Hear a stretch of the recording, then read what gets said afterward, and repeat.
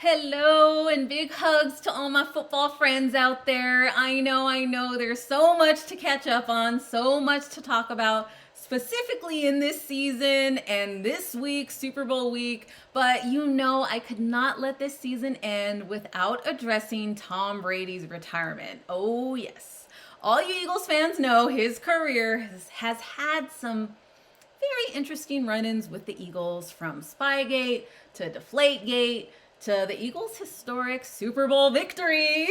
So, as his legacy comes to an end, let me share with you probably the weirdest discussion you will ever watch about Tom Brady's retirement. As I've paused digging into the weekly stats and the Eagles players, instead, I've kind of gone down some different rabbit holes of healing and spirituality, and surprisingly, Tom Brady is showing up in those places too. So let me share some new, deep, unknown to many, and yes, weird, but potentially true things about Tom Brady. So since this is coming out of left field here, some background needs to be shared, and I decided to create this little 3-video series to unpack this unique take on Tom Brady. So do I have your permission to kind of go forward with a little bit of craziness? Yeah? Okay. All right. So then let me introduce you to episode 1, The Goat, the Witch, and the Wardrobe. Yeah. Okay, let me start by saying I have a tremendous amount of respect for Tom Brady. I love that he's a health nerd, biohacker like myself, and I have to say he deserves all the honor and recognition he gets. He is talented, and the numbers and rings do not lie, right? So I also think his relationship with his wife is absolutely beautiful. So she seems very just to truly love him and adore him. So I just want you to note this is my heart posture for them. And that's where I stand, but I am going to bring up some weird things. So just know I'm not saying they're bad people or anything like that. I just have these lingering questions that I'd like to run by you all. So here's one question I haven't heard any NFL analysts ask or even touch on. Therefore, I want to pose it to you here. Considering the tremendous amount of favor and unmatched success that he had, do you think it's possible that Tom Brady had some sort of like supernatural advantage? Yes? No? Feel free to let me know in the comments. I'm genuinely curious where you all stand with just that question. Moving on. So let's look at some notable factors that made him a standout success in the league. So factor number 1. He went essentially from obscurity to best in the world overnight. 6th-round draft pick to Super Bowl MVP, and he just kind of stayed at the top his entire career. So that's definitely different, very notable. So factor number 2, he was a comeback king that would pull off these miracles. Like at the last minute, I'm thinking of that Super Bowl victory over the Falcons in 2017. Like that's wow, like it was wild, right? It was wild, it was entertaining, and it was consistent throughout his career. So that's notable. And then the third thing is he was always successful. Despite lacking talent on offense, changing players, changing teams, changing coaches, right? He was consistent. And all of these factors combined is what helped him earn those 7 Super Bowl rings. So what happened? What's his secret sauce? Was it biohacking? I mean, that's a plausible competitive advantage, but I know other quarterbacks who do the same thing, like Aaron Rodgers, Nick Foles. So is there something else? Okay, here's where it's gonna get weird, y'all. Weird alert. Weird alert. All right, okay, let's go. So I'm gonna play a video of Tom Brady talking about his wife's rituals before his games. Any superstitions going into the game? Any special thing you carried into the game on Sunday that you had tucked away somewhere? I did. I always, I've learned a lot from my wife over the years. And she's so about the power of intention, and believing things that are really going to happen. And she always makes a little altar for me at the game because she just wills it so much. And so she put together a little altar for me that I could bring with pictures of my kids. And I have these little special stones and healing stones and protection stones, and she has me wear a necklace and take these drops she makes, and I say all these mantras. And I stopped questioning her a long time ago. I did. I just shut up and listened.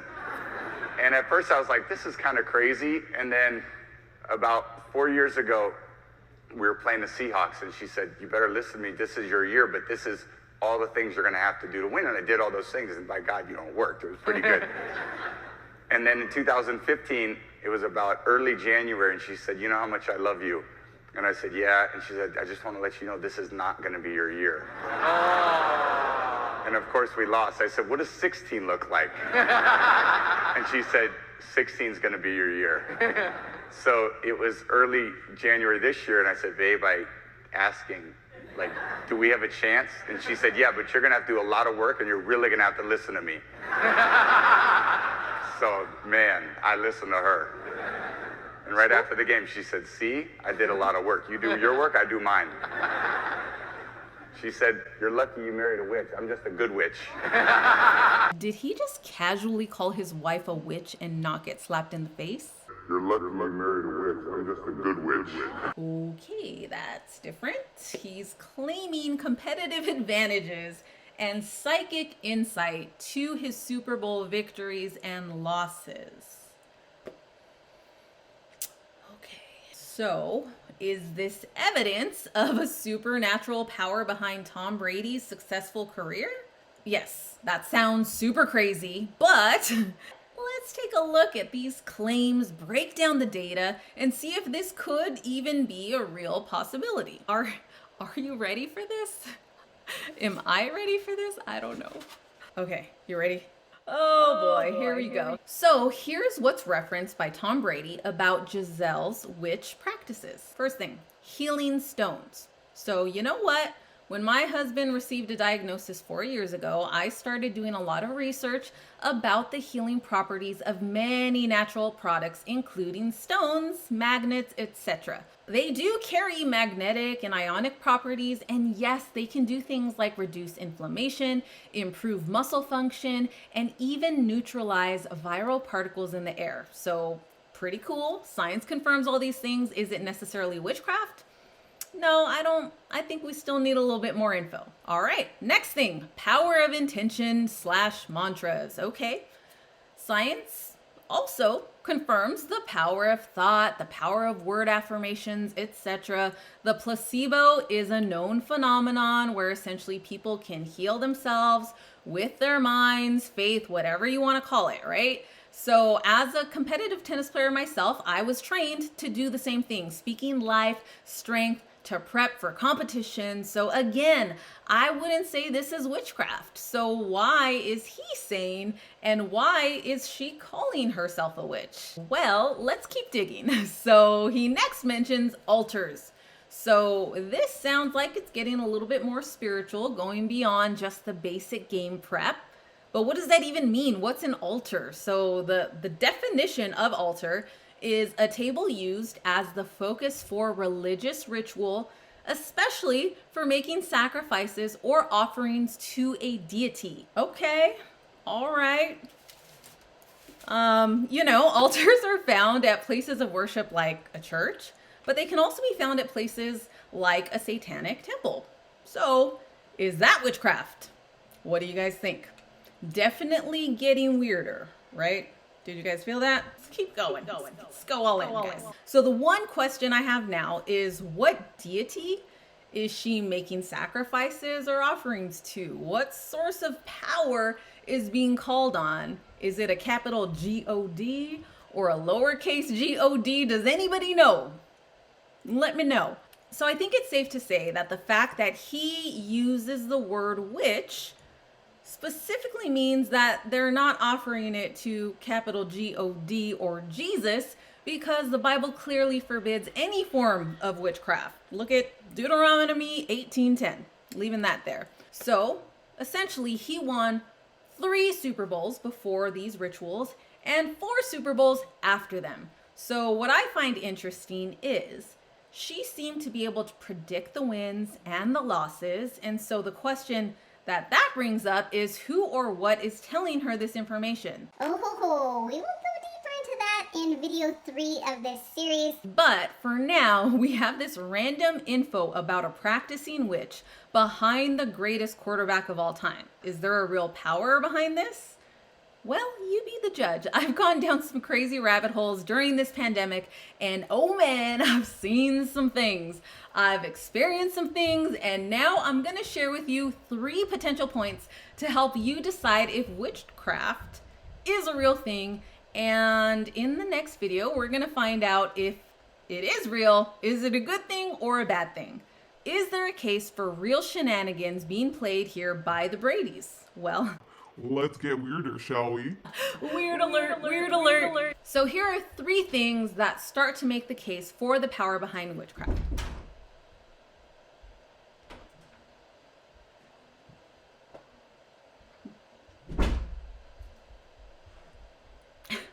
So number 1, Africa. There's this land, this village, I don't even know what you call it. I'm probably not even gonna say the name right.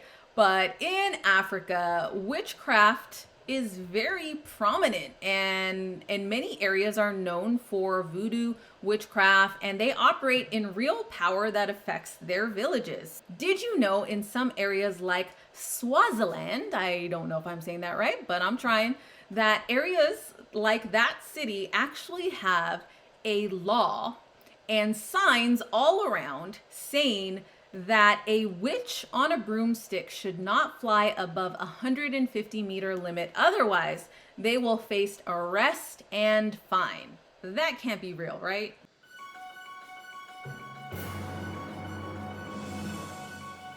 Weird.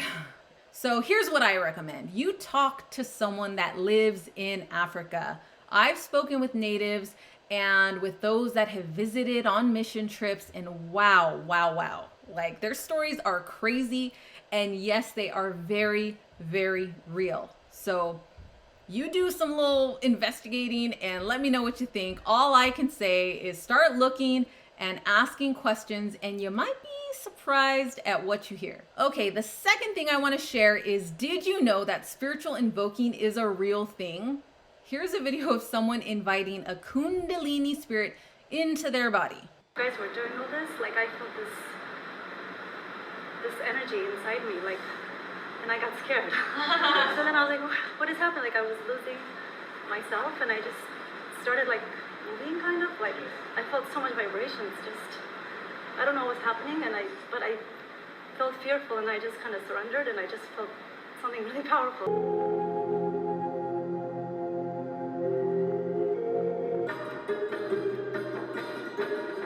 Okay, well, there you have it. So witches do the same thing with different spirits, goddesses, whatever you want to call it. So I'm just leaving that there. So the third thing I have for you is, did you know that there are thousands of people also getting these types of spirits cast out of them? Yeah, here's some screenshots of a white witch getting a goddess spirit cast out of her at a church.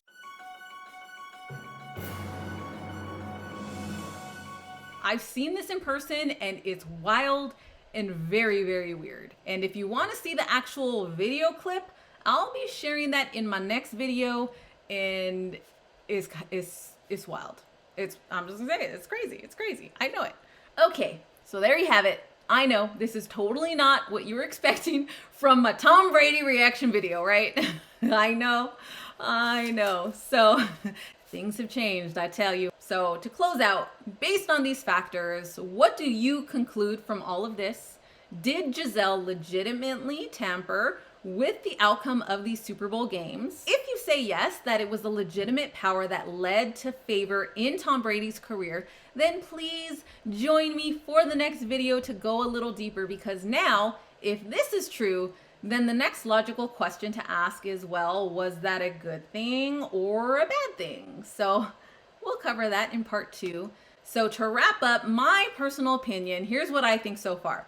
Brady had the natural talent to succeed, but his wife allowed him to have an additional competitive advantage by calling on her spirit guide for psychic insight, which helped him prepare even better. So that's my take. What are your thoughts on this? If you want to join the discussion, leave a comment. And if you want to go deeper into whether this is a good or bad thing, feel free to click the video link in the description. I'll post it there once it's ready.